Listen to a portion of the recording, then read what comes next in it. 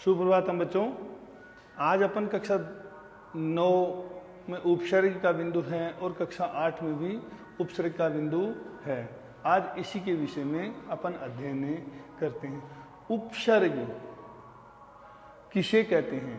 सबसे पहले इसकी परिभाषा, उपसर्ग कितने होते हैं, इससे संबंधित जानकारी, और आपकी कक्षा 9 व 8 के अंदर 8वीं के अंदर जो प्रश्न किस प्रकार से आता है इसके विषय में अपन आज अध्ययन करेंगे। समझ में आए बच्चों? सबसे पहले उपसर्ग।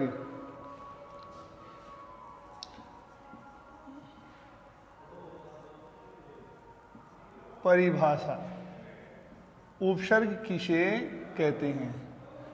उपसर्ग परिभाषा किसे कहते हैं? वे शब्दांश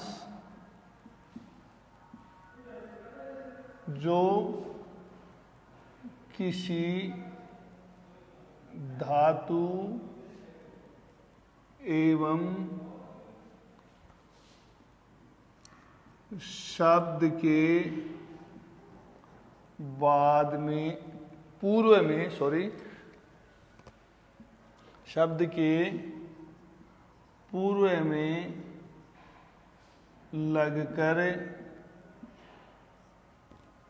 में लगकर उसके अर्थ में परिवर्तन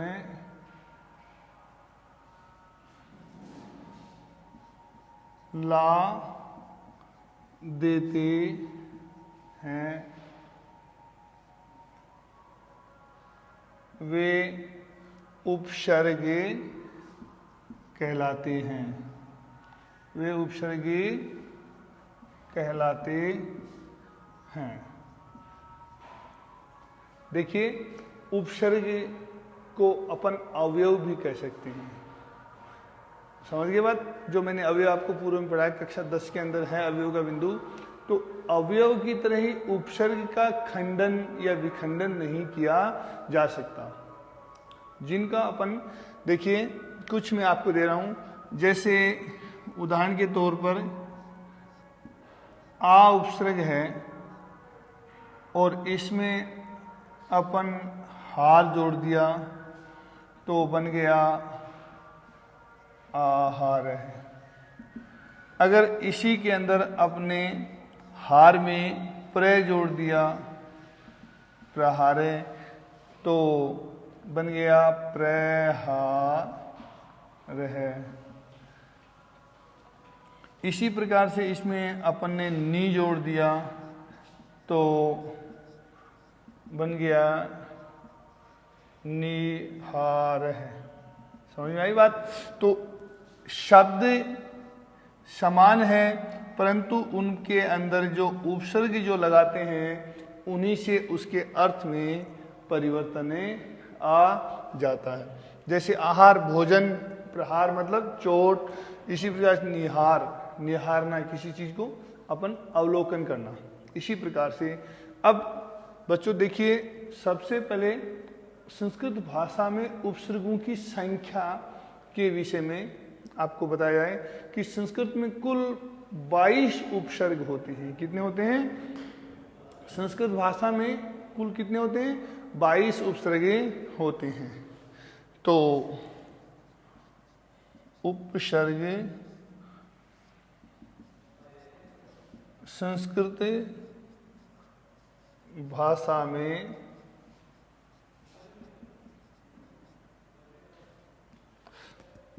उपसर्ग 22 होते हैं। कितने होते हैं? 22। अब अपन इसके विषय में देखिए क्रमशः जानकारी लिखेंगे। मैंने परिभाषा बताई ना कि वे शब्दांश जो किसी धातु व शब्द के पूर्व में लगकर उसके अर्थ में परिवर्तन ला देते हैं, वे उपसर्ग कहलाते हैं। समझ गए बच्चों? इस प्रकार से अब अपन जो क्रमशः उपसर्ग हैं अपन उपयोग में लेते हैं, जो परीक्षा की दृष्टि से महत्वपूर्ण हैं, अपन उनके उदाहरणों का और उनके अर्थ का आज अध्ययन करेंगे। देखिए सबसे पहले नंबर 1 है प्रय। प्रय उपसर्ग है। प्रय का अर्थ होता है अधिक। प्रय का अर्थ क्या होता है? अधिक। अधिक अर्थ में प्रयुक्त होता है। किस अर्थ में प्रयुक्त होता है? अधिक अर्थ में प्रयुक्त होता है। इसी प्रकार से देखिए अब इसके उदाहरण क्या, जैसे देखिए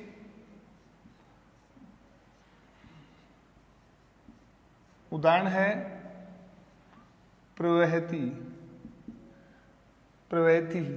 अब देखिए आपको इस प्रकार का उदाहरण परीक्षा के पेपर में दिया हुआ मिलेगा। आपको कहेगा अधोलिखित शब्दानाम उपसर्ग से निर्देशनम कुरुत, यानी इस शब्द के अंदर लिखे हुए हैं उसमें आपको उपसर्ग का निर्देशन यानी बतलाना है। तो प्रवहति कौन सा उपसर्ग है? प्रय। आपको बस इतना ही लिखना है। जो प्रय उपसर्ग प्लस वह है धातु से निर्मित है। समझ गए? इसी प्रकार से दूसरा है कि प्रवस्ति। प्रवहति यानी बहता है। प्रवहति का अर्थ क्या होता है? बहता है। बहता है, इसका ये अर्थ हुआ। दूसरा इसी को प्रवस्ति। प्रवस्ति का अर्थ होता है परदेश में रहता है। प्रवस्ति का अर्थ क्या होता है? परदेश में रहता है। अब देखिए इसमें भी प्रय उपसर्ग है। प्रय उपसर्ग है व से धातु परदेश में रहता है। समझ में आया? अब दूसरा है प्रा। नंबर 2 कौन सा उपसर्ग है? प्रा।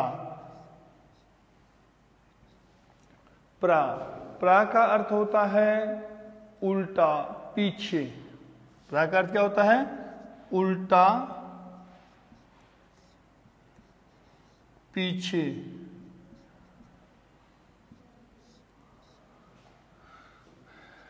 अर्थ में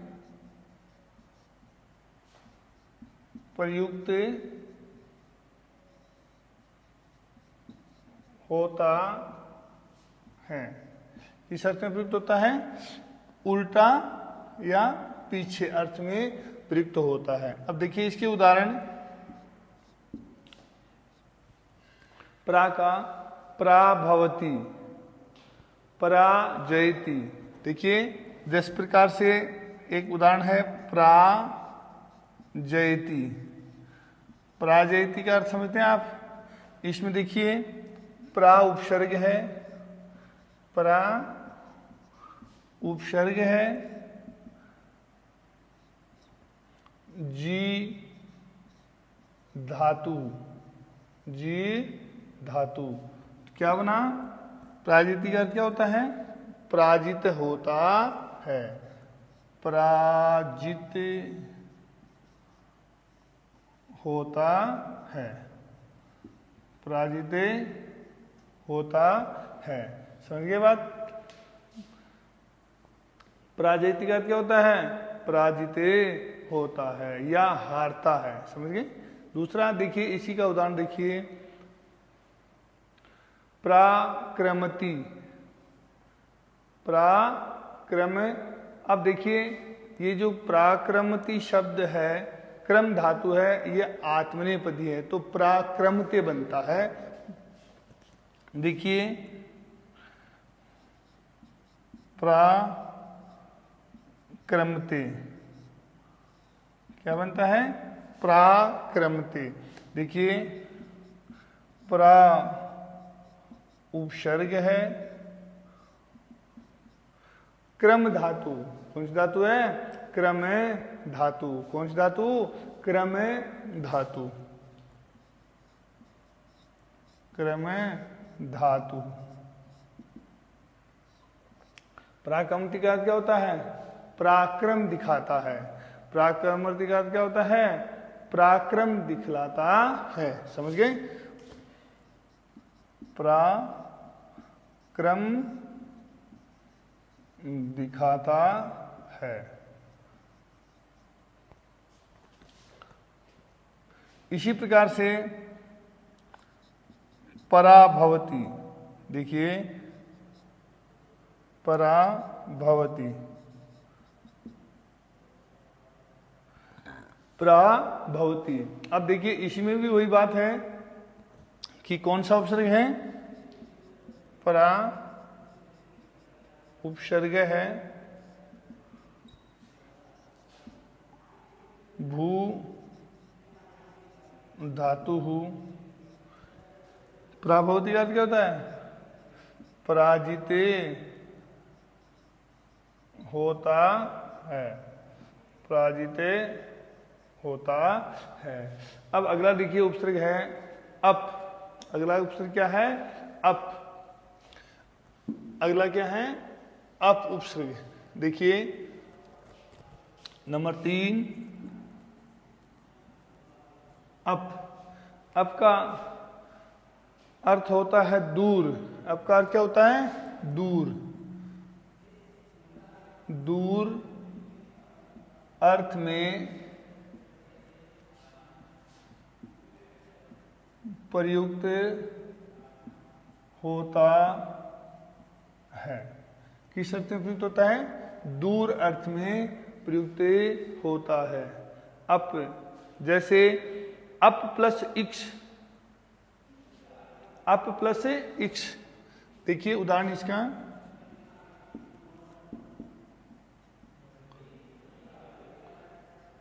अपेक्षा।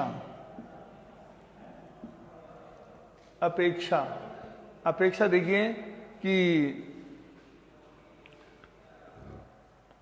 अपेक्षा तो अब क्या है? इक्ष धातु है ना, इसको अपन शब्द नहीं लिख करके क्या लिखेंगे? धातु में लिखेंगे।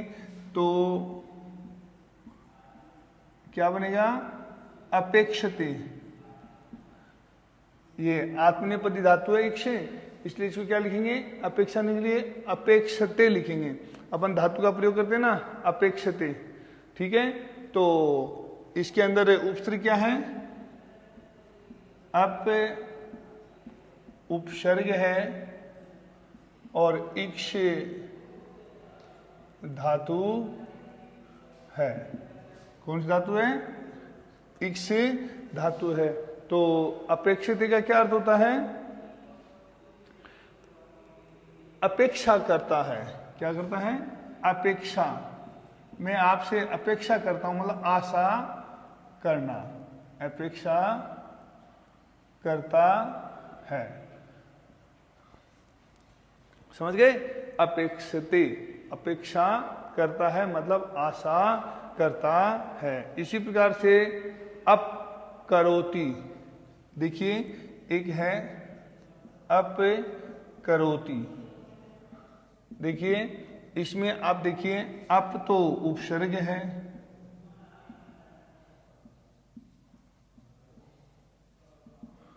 और क्री धातु है, और अप करोति। अप करोति का अर्थ क्या होता है? अपकार करता है। अपकार करना। अप करोति का अर्थ क्या होता है? अपकार करना। ठीक है, अब अगला देखिए उपसर्ग। आप जो अगला उपसर्ग अपन लेते हैं सम। जो नंबर 4 पर कौन सा लिखते हैं? सम उपसर्ग। कौन सा उपसर्ग? सम। तो सम, सम का अर्थ क्या होता है? अच्छी तरह, सम का अर्थ क्या होता है? सम्यक, अच्छी तरह से। सम का अर्थ क्या होता है? अच्छी तरह है, अर्थ में प्रयुक्त होता है। किस अर्थ में प्रयुक्त होता है? अच्छी तरह अर्थ में प्रयुक्त होता है। अब देखिए इसके उदाहरण अपन देखते हैं। जैसे एक है सम उपसर्ग है, क्षिप धातु है। सम उपसर्ग है, क्षिप धातु है। संक्षिप्यते क्या बनता है? संक्षिप्यते।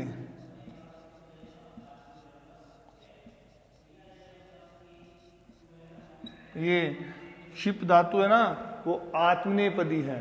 क्या है? आत्मनेपदी है। तो अब इसके अंदर अपन लिखेंगे सम क्षिप्यते। तो उदाहरण के अंदर देखा सम क्षिप्यते। अब सम तो उपसर्ग है और क्षिपे धातु है, तो संक्षिप्त का अर्थ क्या बनता है? संक्षिप्त करना। संक्षिप्त अर्थ क्या होता है? संक्षिप्त करना। तो सम उपसर्ग है,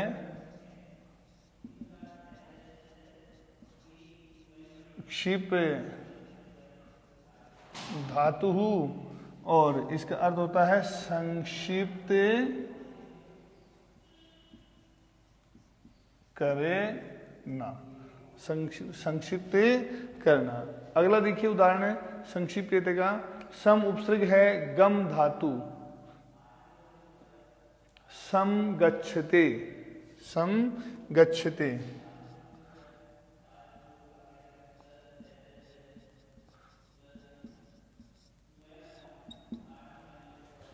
सम गच्छते क्या बनता है? सम गच्छते। अब देखिए इसमें कि सम गच्छते का अर्थ है कि गच्छते का अर्थ होता है मिलना। सम गच्छते का अर्थ क्या होता है? मिलना। तो इसका देखिए सम तो इसमें उपसर्ग है, समय उपसर्ग है,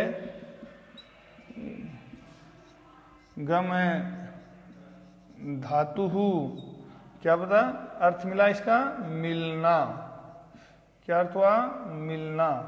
अब देखिए अगला आपका जो उपसर्ग है उसको अपन अनु। अनु का अर्थ क्या होता है? पीछे, पश्चात। ठीक है, तो नंबर 5 पे लेते हैं अनु उपसर्ग। कौन सा उपसर्ग है? अनु उपसर्ग। तो अनु का अर्थ होता है पीछे, पश्चात। ठीक है, योग्य। तो अनु का अर्थ क्या होता है? पीछे, अर्थ में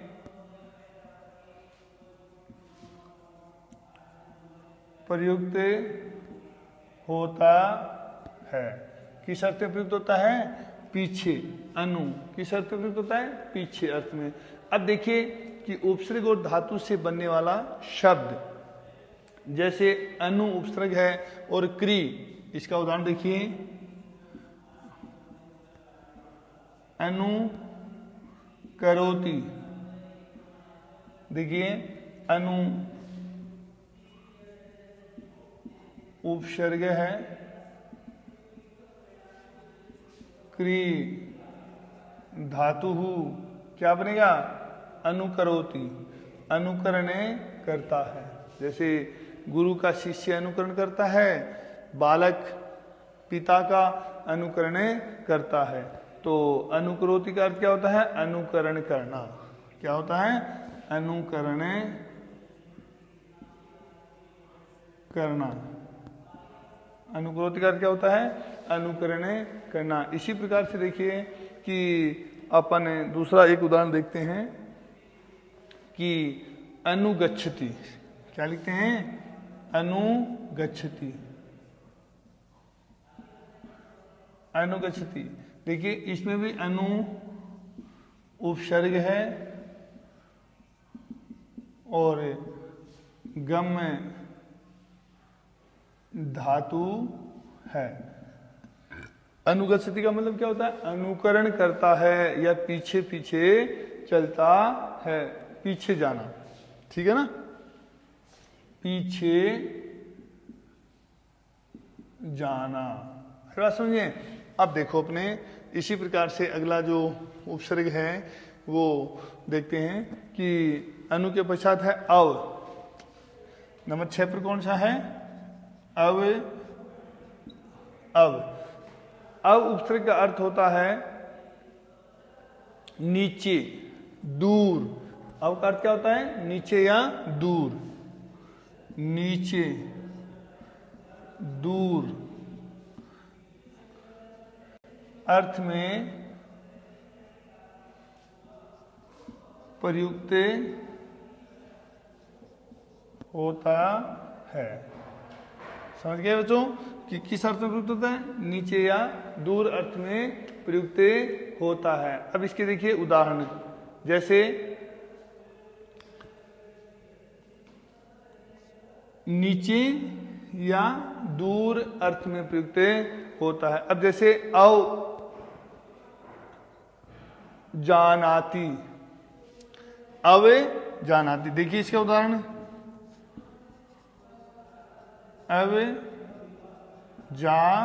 जानाति, तो इसमें अव उपसर्ग है, जन धातु, अव उपसर्ग है और जन धातु है। तो अवजानाति का अर्थ क्या होता है? जानना। अवजानाति का अर्थ क्या होता है? जानना। क्या अर्थ होता है? जानना।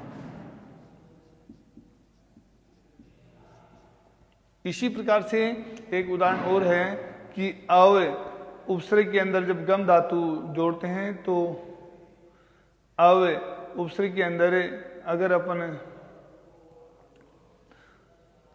त्रि धातु जोड़ देते हैं तो अवतरती, देखिए अवतरती है कि नहीं, तो अब उपसर्ग है, अवतरती। अब देखिए इसमें कि त्रि, अवतरती का अर्थ क्या होता है? त्रि का मतलब उतरना, अवतरती में अवतरण लेना, अवतरण मतलब किसी चीज का आविर्भाव होना। धातु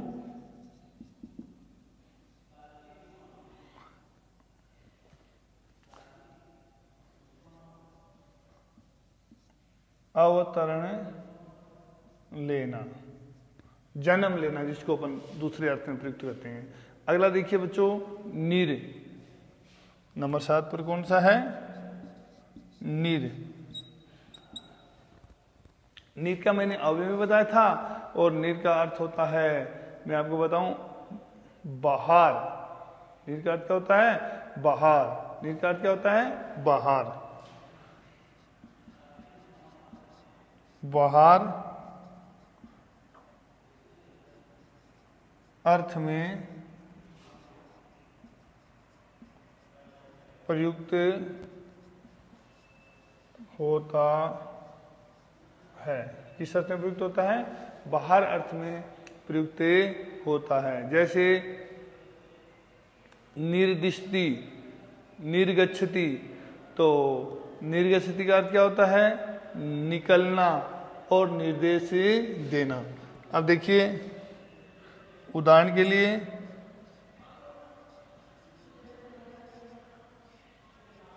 निर्गच्छति, तो इसमें देखिए निर उपसर्ग है,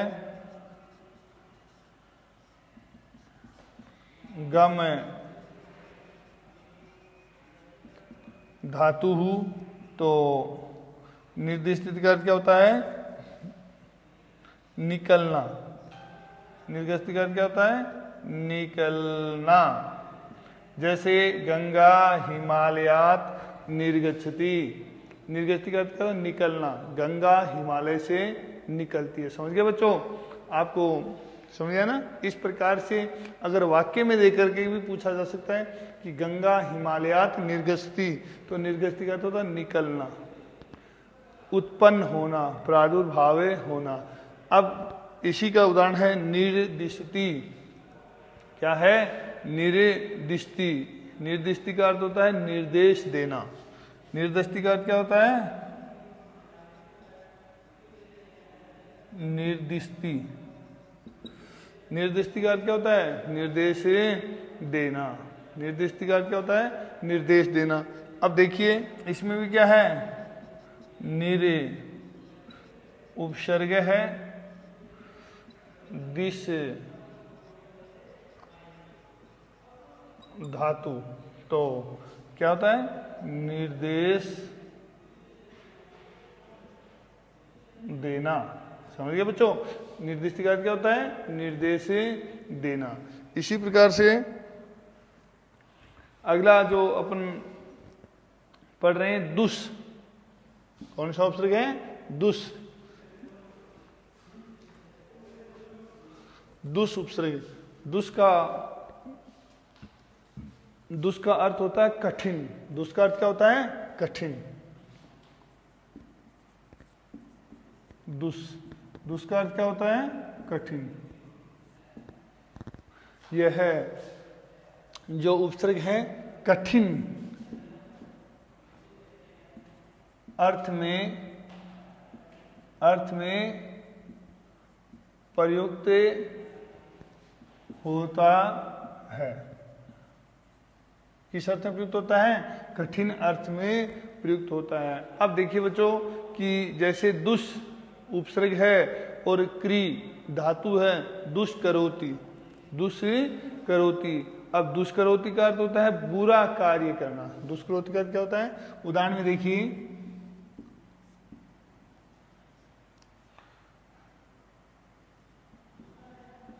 दुष्करोति। दुष्करोति। दुष्करोति का अर्थ होता है बुरा कार्य करता है। इस प्रकार से देखिए कि इसमें दुष् तो उपसर्ग है और क्री धातु है, तो आपका जो बनेगा दुष्करोति का अर्थ है बुरा कार्य करता है। दुष्करोति का अर्थ क्या होता है? बुरा कार्य करता है। कंटिन्यू नहीं किया? ठीक है, देखो क्या। तो दुष्करोति का अर्थ क्या होता है? बुरा कार्य करता है। मैं कंटिन्यू पढ़ा दूंगा, ठीक है, 1 घंटे तक रेगुलर। दुष्करोति का अर्थ क्या होता है? बुरा कार्य करता है। अब अगला इसी का उदाहरण देखिए, दुष्करोति का दुष्चरति। दुष्चरति। इसमें दुष उपसर्ग है और चर धातु है। देखिए बच्चों मैं आपको बताऊं, यहां उपसर्ग के अंदर स आ रहा है तीसरा और यहां पर आ रहा है स पहला। ये आपके विसर्ग संधि होती है और उसमें विसर्ग संधि के अंदर भी होती है सत्व विसर्ग संधि। कौन संधि? सत्व विसर्ग संधि। तो सत्व विसर्ग संधि के अंदर क्या होता है कि अगर विसर्ग के बाद में च आता है तो विसर्ग पहला स, जिसको अपन कहते हैं तालव्य स। कौन सा स? तालव्य स। तो दुष्चरति, ठीक है। अब आगे देखो दुष्चरति। इसी प्रकार से अगला उपसर्ग जो है वो आप देखिए वी। कौन सा? वी। वी कौन सा उपसर्ग है? वी उपसर्ग है। तो वी का अर्थ है बिना, अलग। वी का अर्थ क्या होता है? बिना, अलग। वी का अर्थ क्या होता है? बिना, या जिसको अपन बिना भी कह सकते हैं। क्या कह सकते हैं? बिना। और अलग अर्थ में प्रयुक्त होता है। किस अर्थ में प्रयुक्त होता है? बिना या अलग अर्थ में प्रयुक्त होता है। अब देखो वी का उदाहरण है वीरमती। वी, अब वी उदाहरण देखिए इसका, वीरमती। वीरमती का अर्थ क्या होता है? रुकना। वीरमती का अर्थ क्या होता है? रुकना, है ना। तो कहते हैं विराम करना, तो वीरमती। तो वी उपसर्ग है, वी उपसर्ग है, रम धातु, और इसका बना रुकना। वीरमती का अर्थ क्या होता है? रुकना। वीरमती का अर्थ क्या होता है? रुकना। अब बच्चों मैं आपको बताऊं कि वीरमती क्या है? रुकना। अब रू छोटा और रू बड़ा दो होते हैं। मैं आपको इधर बता देता हूं कि ये आपका रू छोटा है जिसमें मोड़ नहीं लगती है, और इसके अंदर रू बड़ा है। जैसे मैंने आपने लिखा रुकना, ठीक है, और आपको मैंने कहा राम शब्द के रूप, तो यहाँ पर रू बड़ा है और यहाँ पर ये रू छोटा है। इस बात का आप ध्यान रखेंगे। समझ में आ रहा है ना कि ये रू छोटा है जैसे रुकना, ये रू क्या है? बड़ा। जैसे राम शब्द के रूप लिखो, तो यहाँ पर रू बड़ा आ गया।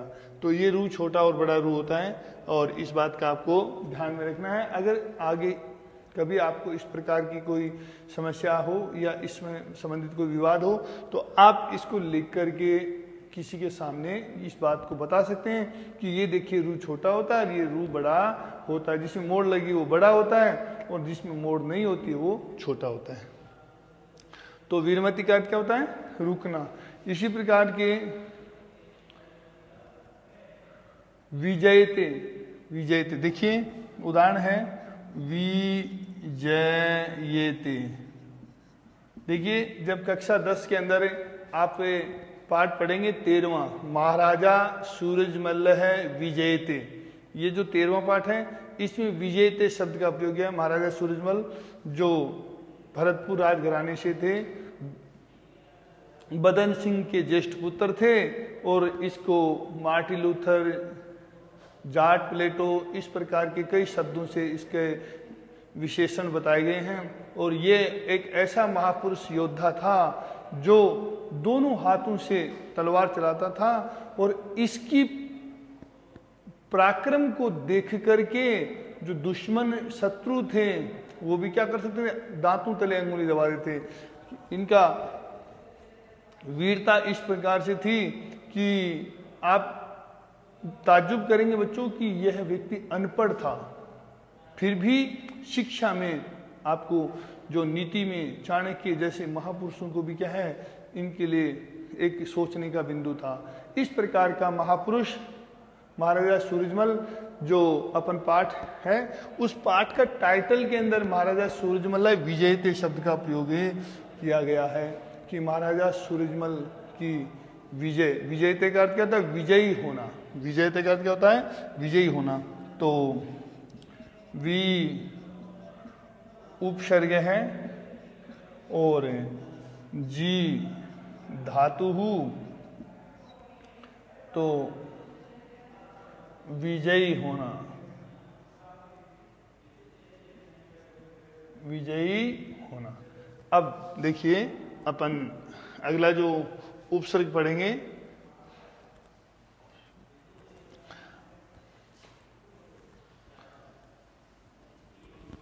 वी के बाद में अपन पढ़ते हैं आ।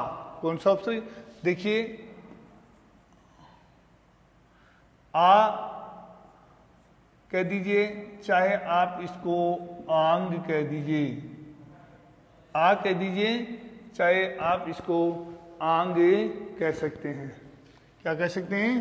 आंग कह सकते हैं। अब देखिए आंग का अर्थ होता है तक या कम। आंग का अर्थ क्या होता है? तक या कम। क्या अर्थ होता है? तक या कम। तक या कम। अर्थ में प्रयुक्त होता है। अब देखिए एक उदाहरण है आगच्छति। एक उदाहरण क्या है? आगच्छति। देखिए उदाहरण देखिए इसका, आगच्छति, आगच्छति। तो आ उपसर्ग है, गम धातु। आगच्छति का अर्थ क्या होता है? आता है। आगच्छति का अर्थ क्या होता है? आता है। इसी प्रकार से देखिए कि आगच्छति का अर्थ क्या होता है? आता है। तो इसका एक उदाहरण देखिए, आचरति।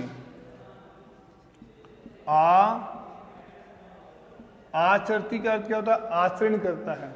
आचरति का अर्थ क्या होता है? आचरण करना। आचरण मतलब अपने व्यवहार बोलचाल का जो नेचर है उसके विषय में आचरण करना। तो आ उपसर्ग है, आ उपसर्ग है, चर धातु क्या बना? आचरण करना। आचरण का अर्थ क्या होता है? आचरण करना। अब देखो अगला अपन उपसर्ग लिखते हैं नी। ठीक है, नी, नी, अधि, इस प्रकार से। तो नी, नी उपसर्ग। अब नी का होता है निगृहाति। जैसे उदाहरण है तो नी का अर्थ होता है नीचे। नी का अर्थ क्या होता है? नीचे। नी का अर्थ क्या होता है? नीचे। अर्थ में प्रयुक्त होता है। अब देखिए नी के उदाहरण देखिए, जैसे निग्रह, निवसेयु, निवस्ति, इस प्रकार से। जैसे नी उदाहरण है आपका निवसति। निवसति मतलब निवास करता है। तो नी उपसर्ग है, वस धातु क्या कहता है? निवास करता है, यानी रहता है। निवास करता है यानी निवास करता है, यानी कहने का अर्थ है कि रहता है। इसी प्रकार से देखिए अगला जो उपसर्ग है इसके अंदर अपन देखते हैं कि अधि। कौन सा उपसर्ग है? अधि। अधि उपसर्ग। यह जो उपसर्ग है, तो अधि जो उपसर्ग होता है वह किस अर्थ में प्रयुक्त होता है? अधिकार होता है ऊपर। अधिकार क्या होता है? ऊपर। ऊपर अर्थ में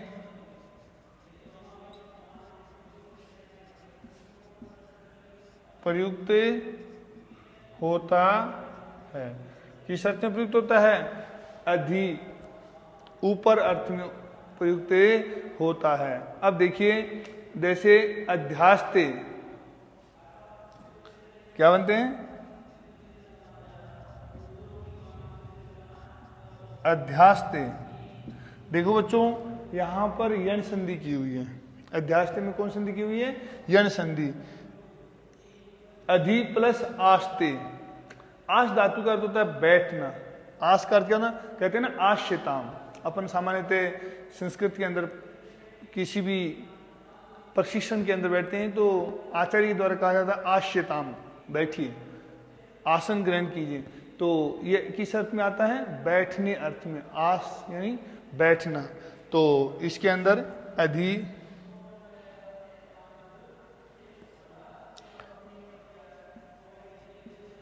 अधि उपसर्ग है, आस, और ये आस धातु क्या है, आत्मनेपदी है। तो अध्यास्ते का अर्थ क्या होता है, बैठना। अध्यास्ते का अर्थ क्या होता है, बैठना। इसी प्रकार से देखिए, इसी प्रकार से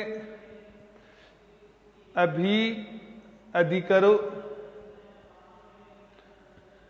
अधिकरोति, अधिकरोति का अर्थ होता है अधिकार करना। अधिकरोति का अर्थ क्या होता है, अधिकारे करना। अधिकरोति, तो इसमें भी क्या है, अधि उपसर्ग है, क्री धातु, यानी अधिकरोति का अर्थ क्या होता है, अधिकारे करना। अधिकरोति का अर्थ क्या होता है, अधिकारे करना। अगला देखिए, अपन जो अति, कोई चीज की अति क्या होती है, बुरी। अति मतलब ज्यादा। तो जो पढ़ रहे हैं अपन, इसमें देखिए उपसर्ग है अपना अति।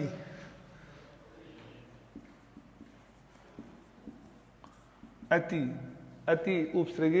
तो अति का अर्थ जो है वो अपन देखते हैं कि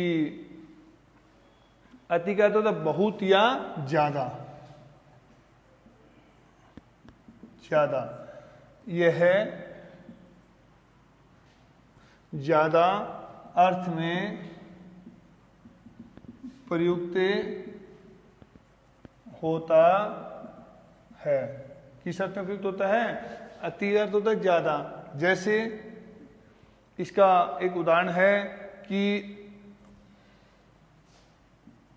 उदाहरण है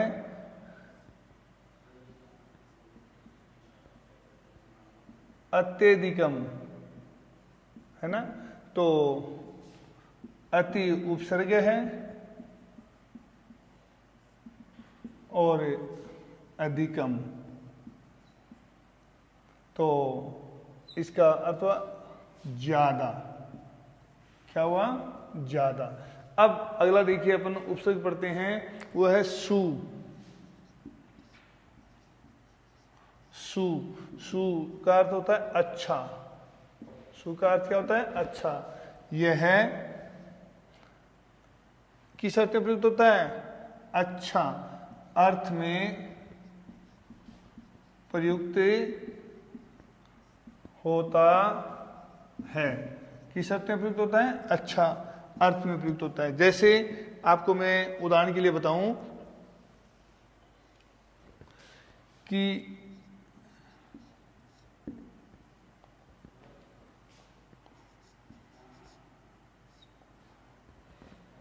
स्वागतम,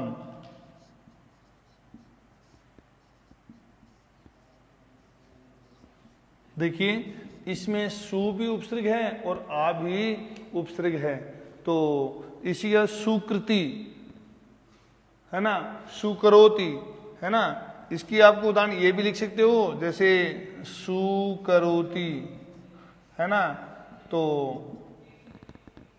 सु करोति। अब देखिए सु, सु का मतलब अच्छा, करोति मतलब करता है। तो सु उपसर्ग है, क्री धातु, तो मतलब इसका अर्थ क्या होता है, अच्छा करता है, अच्छा करता है।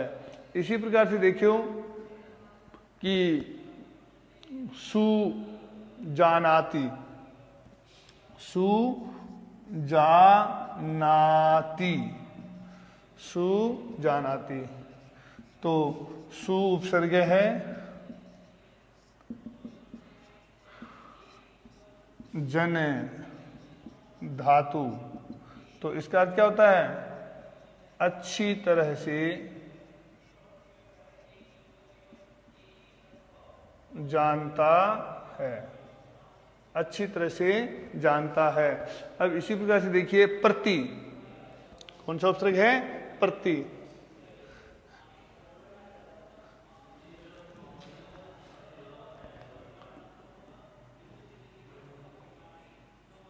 प्रति, प्रति उपसर्ग है, प्रति वस्ती, प्रत्यवस्ती, प्रत्युत्तरम। प्रति का अर्थ होता है और, प्रति का अर्थ क्या होता है? और या उल्टा। प्रति का अर्थ क्या होता है?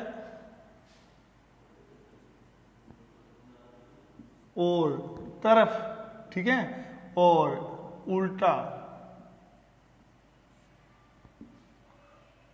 अर्थ में प्रयुक्त होता है। किस अर्थ में? प्रति किसे? और, किसी की तरफ या उल्टा अर्थ में प्रयुक्त होता है। अब देखिए, आप एक बात देखिए, इसके उदाहरण देखिए कि प्रतिवदती, प्रतिवदती, उदाहरण देखिए इसका कि प्रतिवदती, प्रतिवदती। तो प्रति उपसर्ग है और वद धातु है। प्रतिवदती का अर्थ होता है उत्तर देता है। प्रतिवदती का अर्थ क्या होता है? कि उत्तर देता है। प्रतिवदती का अर्थ क्या होता है? उत्तर देता है, उत्तर देना या उत्तर देता है। इसी प्रकार से देखिए प्रतिगृह्णाति, प्रतिगृह्णाति। तो प्रति उपसर्ग है, प्रति उपसर्ग है और ग्रह धातु है। प्रतिगृह्णाति, प्रतिगृह्णाति का अर्थ क्या होता है? स्वीकार करना। प्रतिगृह्णाति का अर्थ क्या होता है? स्वीकार करना, ठीक है, प्रतिगृह्णाति। अब अगला देखिए, उपसर्ग है प्री। कौन सा है? प्री। तो देखिए परी, कौन सा उपसर्ग है? प्री। प्री उपसर्ग है और परी का अर्थ है, देखिए कि परी का अर्थ होता है चारों ओर। परी का अर्थ क्या होता है? चारों ओर, जिसका कहते हैं परितः है। परी का अर्थ क्या है? तो यह है चारों ओर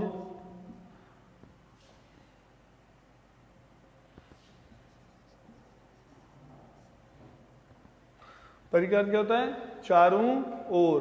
परी का अर्थ क्या होता है? चारों ओर। तो बच्चों देखो कि अर्थ में प्रयुक्त होता है। अब देखिए इसका उदाहरण है कि परि उपसर्ग का। तो एक उदाहरण है परि पश्यति, परि पश्यति, परि पश्यति। तो परि उपसर्ग है और दृश्य धातु। इसका अर्थ होता है, परिपश्यति का अर्थ होता है चारों ओर देखना। परिपश्यति का अर्थ क्या होता है? चारों ओर ही देखना या चारों तरफ देखना, चारों तरफ देखना। इसका एक उदाहरण और देखिए, परिहरति, परिहरति, परिहरति। तो इसमें परि उपसर्ग है और हरि धातु। परिहरति, परि उपसर्ग है, हरि धातु। तो त्यागना। परिहरति का अर्थ क्या होता है? त्यागना, परित्याग करना, त्यागना। ठीक है बच्चों। अब अगला देखिए कि परि के बाद में आता है एक उप।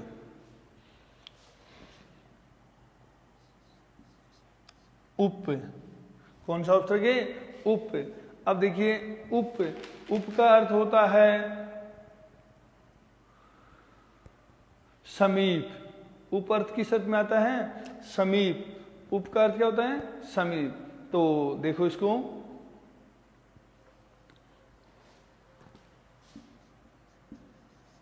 समीप अर्थ में प्रयुक्त होता है। किस अर्थ में? किस अर्थ में? समीप अर्थ में। जैसे उपवसति, इसका देखिए उदाहरण, इसका जो उदाहरण है वो देखिए उपवसति। उपवसति का अर्थ देखिए कि इसमें उप तो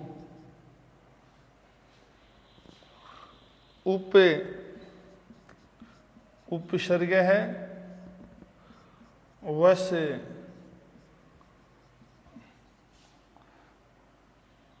धातु क्या बना? पास। उपस्थिति का अर्थ क्या होता है? पास रहता है। उपस्थिति का अर्थ क्या होता है? पास रहता है। अब इसी प्रकार देखिए उपवनम, तो उपसर्ग है, वनम शब्द है। कौन सा शब्द है? वनम। तो उपवन का क्या होता है? बगीचा। समझ गए बात? इसी प्रकार से देखिए मैं आपके एक उत उपसर्ग है। उत का अर्थ होता है उद, तय भी कह सकते हैं और दय भी कह सकते हैं। उद का अर्थ होता है ऊपर या उद, ऊपर अर्थ में प्रयुक्त होता है। किस अर्थ में प्रयुक्त होता है? ऊपर। किस अर्थ में प्रयुक्त होता है? ऊपर अर्थ में प्रयुक्त होता है। देखिए इसका उदाहरण जैसे उत्पत्ति, उत्पत्ति, उत्पत्ति, उत्पत्ति। अब देखिए उत उपसर्ग में उत्पत्ति का मतलब होता है उड़ना। उत्पत्ति का क्या होता है? उड़ना। तो इसको आप उद भी कह सकते हैं या उत उपसर्ग है,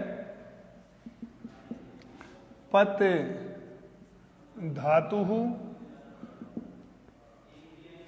उत्पत्ति का क्या होता है? उड़ना। उत्पत्ति का क्या होता है? उड़ना। अब देखिए इसका एक उदाहरण और देखिए, उत का उत उपसर्ग और स्था धातु। उत उपसर्ग में जब स्था यानी उत्थापयति, स्था धातु यानी उठना। उत्थापयति यानी क्या होता है? उत्थापयति का अर्थ होता है उठना। तो देखिए उत्थापयति, ठीक है। तो इसमें है उत या उद, दोनों ही सही है। उपसर्ग है, स्था या जिसका तिष्ठ धातु होती है उसका स्था आदेश से हो जाता है। तो स्था धातु या अपन इसको क्या कर सकते हैं? तिष्ठ धातु भी कह सकते हैं, जिसका स्था आदेश हो जाता है। तिष्ठ धातु। उत्थापित यानी क्या होता है? उठना। उत्थापित का क्या होता है? उठना। उत्थापित का क्या होता है? उठना। इस प्रकार से देखिए कि आपके जो ये उपसर्ग हैं वो आपके परीक्षा के अंदर आते हैं। अब बच्चों परीक्षा में किस प्रकार से आपके कक्षा 9 और 10 8 के अंदर प्रयोग में आते हैं, उसके विषय में मैं आपको कुछ प्रश्न आपको बता रहा हूं कि आपको किस प्रकार से इसका उत्तर देना है।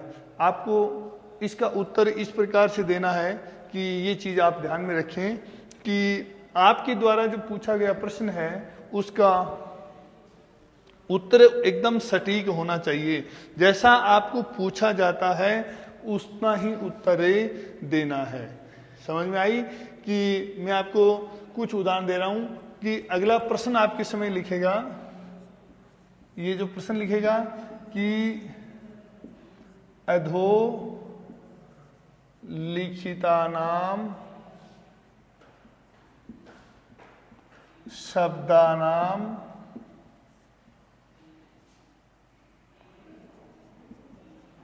उपसर्ग से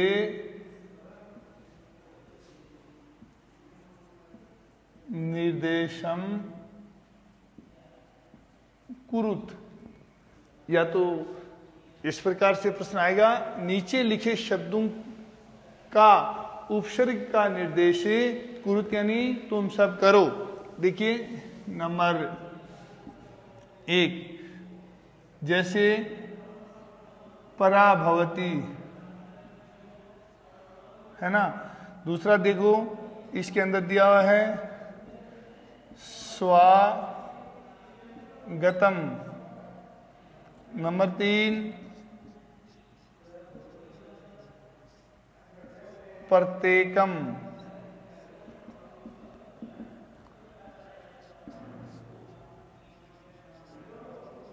दुश्चरती।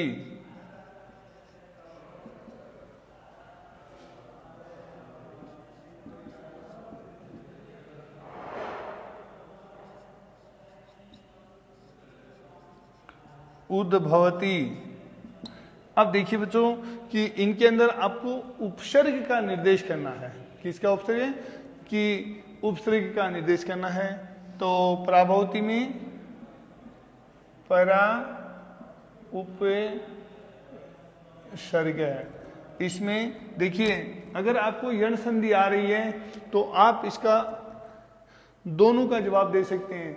मैं आपको एक सीधा सा फॉर्मूला बता देता हूं कि अगर ये से पहले आधा अक्षर होता है तो उसमें ई जोड़ दीजिए, और अगर वैसे पहले आधा अक्षर होता है उसमें आप ऊ जोड़ दीजिए। किसी प्रकार की कोई गलती होने की कोई संभावना नहीं रहती है। देखो अध्यास्ते, अगर आपको इसी प्रकार से कोई पूछ ले कि अध्यास्ते है ना, अब इसके अंदर आपको देखिए मैंने कहा ना ये से पहले अगर आधा अक्षर द है तो क्या जोड़ेंगे ई, और अगर वैसे पहले आधा अक्षर उसमें क्या जोड़ोगे ऊ। और इस प्रकार से देखो इसमें है सु उपसर्ग है। कौन सा उपसर्ग है? सु उपसर्ग। और इसी में अंदर है आपका प्रति उपसर्ग है। कौन सा उपसर्ग है? प्रति उपसर्ग है। इसके अंदर देखिए सत्व विस्तृत संधि मैंने बताई थी, तो स कौन सा आएगा? दंतव्य सकार। तो दुस उपसर्ग है। इस प्रकार के ही ज्यादा महत्वपूर्ण पूछ जाते हैं, यही जो आते हैं महत्वपूर्ण है जो आपके परीक्षा की दृष्टि से। इसके अंदर उत कह दीजिए या उद उपसर्ग है, ठीक है। और इसी प्रकार से वो यह है कि इसमें अधि उपसर्ग है। बच्चों ये आपके महत्वपूर्ण है, मैंने आपको बताए हैं, वो आप देखें और इन्हीं को याद करें। ये आपका उपसर्ग है। कक्षा 8 और 9 के अंदर इस पे अंदर प्रश्न पूछे जाते हैं। धन्यवाद।